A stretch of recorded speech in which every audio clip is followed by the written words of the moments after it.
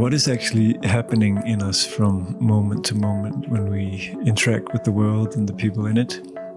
Do we really know? Are we actually paying close attention? And if not, what consequences might that have for ourselves and for our relationships? I think most of us live our emotional lives in a very controlled manner, never really close to embodying our full expression.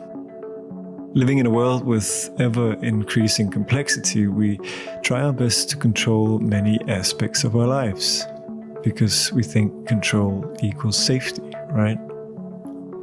And so many of us try to not really feel our feelings. We try not to express ourselves fully, often because we worry that it might not be well received. Shh, our parents said. Don't cry.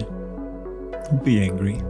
Don't take up too much space. And they probably did it with the best intent, trying to help us fit into a society that largely rewards those who keep their emotions somewhat suppressed. But in the process, we became conditioned to a degree where we lost ourselves a bit, when we turned our backs on a big part of our humanness. And so now most communication happens between one tip of an iceberg to another tip of an iceberg. At least I found all this to be the case for myself. And I fully realized this when I found a practice that at its core is about paying attention to that part of the iceberg that's below water, as well as the part above it, the full vastness of our inner emotional landscape, and about exploring what happens when we welcome in our full emotional experience and discover and align ourselves with our truth in the moment. Or said in simpler terms, a practice that helps us become more conscious. Why are we sometimes in awe or experience of rapture or something when we see a dancer, someone who's just moving so well and expressing so well? Or even like someone who doesn't say many words, but we walk in the room and you're like, whoa, who's that? There's just something about them. Why when like someone does like the wedding speech, you're just like, you can't wait to hear the next word. And then the next person does it and you like can't wait for them to finish.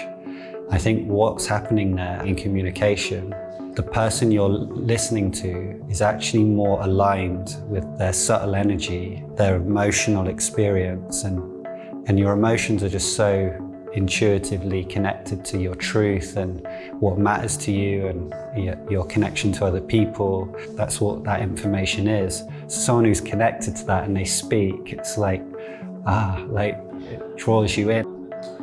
That person's connected to the force, which is a kind of analogy for they really experience their full range of experience.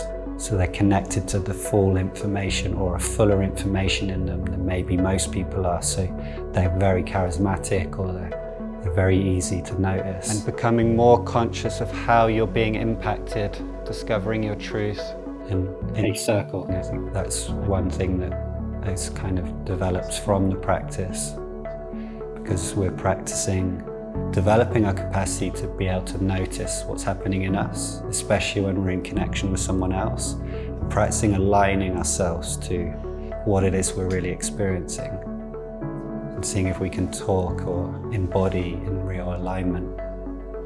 Like right now, what am I really feeling? Does it feel connected to the words I'm saying?